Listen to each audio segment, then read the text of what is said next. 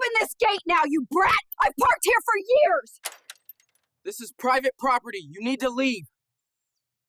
The Sunday afternoon in the quiet suburb of Willow Creek was the kind that folks in Middle America dream about: lazy sunshine filtering through maple leaves, the faint buzz of a neighbor's lawnmower, and the sweet smell of fresh-cut grass hanging in the air.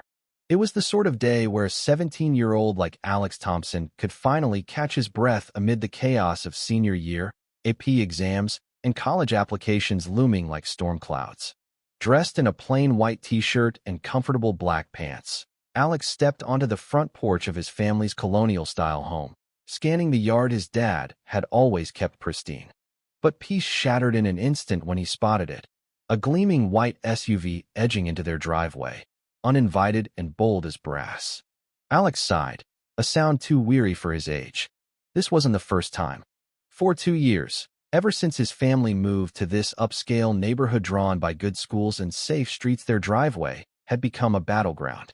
He walked down the path, swung shut the sturdy black wrought iron gate his father had installed last year, and secured it with a heavy padlock. Click. Done. But before he could turn away, she stormed up, the woman from down the block, Margaret Hayes, her face twisted in fury under a helmet of bleached blonde hair. "What do you think you're doing, you brat?" Margaret screeched, jabbing a manicured finger at the gate. "I've parked here for years. Open it now." Alex stood firm behind the bars, arms crossed. "This is our property," he said evenly. "You don't have permission." Her eyes narrowed, venom spilling out. "Don't talk back to me, you little thug. Your type always thinks you can take over. You're probably just squatting here anyway."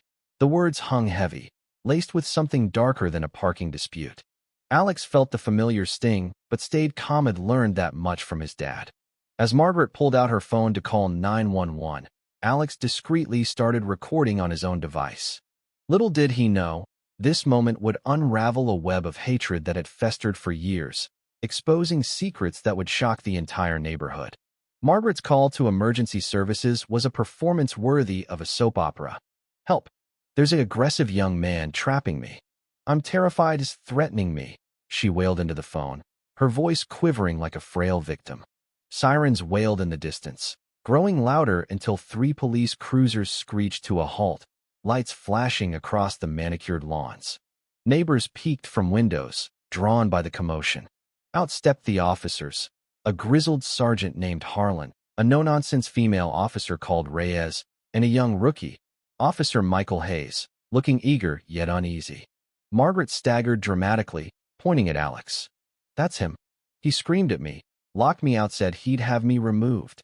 The sergeant approached, eyeing the locked gate and the calm teenager behind it. "Son, what's your side?" Alex didn't argue. He played the video. Margaret's raw rage filled the air, her slurs about "your type," her false claims of an easement, her threat to lie to the police.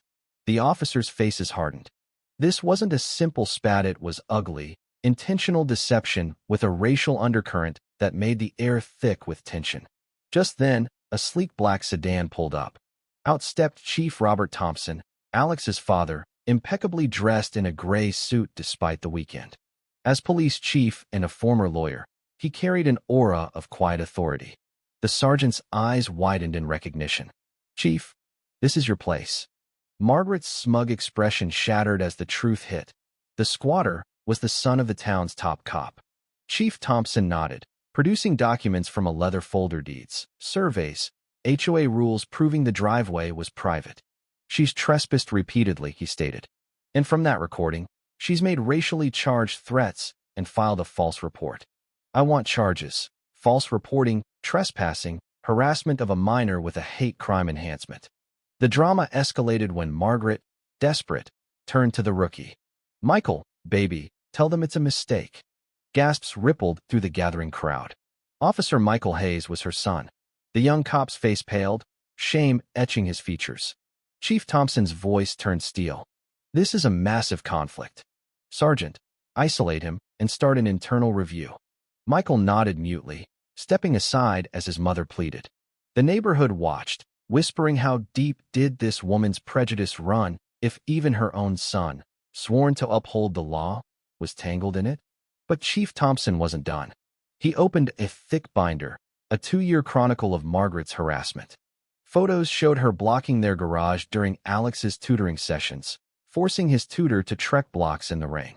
Neighbor statements detailed her peering into their garage, yelling at landscapers, and filing baseless HOA complaints implying the Thompsons didn't belong due to their race. At HOA meetings, she'd ranted about forced diversity ruining the community. One neighbor stepped forward. "She called the cops on my black nephew last year, claiming he stole his own bike." Another complained about my Indian neighbor's cooking smells, filed 11 complaints against non-white families. The stories poured out, painting Margaret as a petty tyrant, her entitlement a mask for bigotry. Was this justice or vigilantism? The debate simmered in the air. Should personal vendettas drag in the law, or was exposing hate the only way to stop it? The consequences hit like a freight train. The HOA held an emergency hearing in a stark conference room, stripping Margaret of all privileges. No pool, no clubhouse, no guest parking. She became a pariah, her once pristine yard overgrown. In court, the video and binder sealed her fate guilty on all counts, fined $7,500, license suspended. Desperate, she sued the Thompsons, claiming the gate was a nuisance and demanding it be torn down. The judge dismissed it outright, calling it frivolous harassment, and ordered her to pay their legal fees. Crushed, Margaret confronted her son one last time. Michael, keys in hand, stood firm. "You taught me hate, Mom. I almost lost everything because of it." He walked out, severing ties, leaving her alone with her poison. Seasons changed, autumn leaves crunching underfoot in Willow Creek. The Thompsons thought it was over, but Margaret's isolation bred obsession. From her darkened living room, she plotted online, allying with a disgraced blogger named Vince Keller, who thrived on conspiracy theories. She twisted the driveway incident and dug into Chief Thompson's past, a 22-year-old gang homicide case where, as a young detective, he'd convicted a guilty man. They spun it as a frame job, a betrayal of his community. The blog post exploded. Chief's dark secret career built on lies. Calls flooded his office. Protesters demanded resignation. The mayor ordered a public hearing. Was this free speech or defamation? The controversy raged, pitting community trust against online smears. Michael, now transferred to a distant precinct, saw the post and felt the old shame resurface. Digging through old recordings, he found damning audio. His mother's rants about those people ruining the neighborhood, voicemails vowing to destroy the chief. He couldn't run anymore.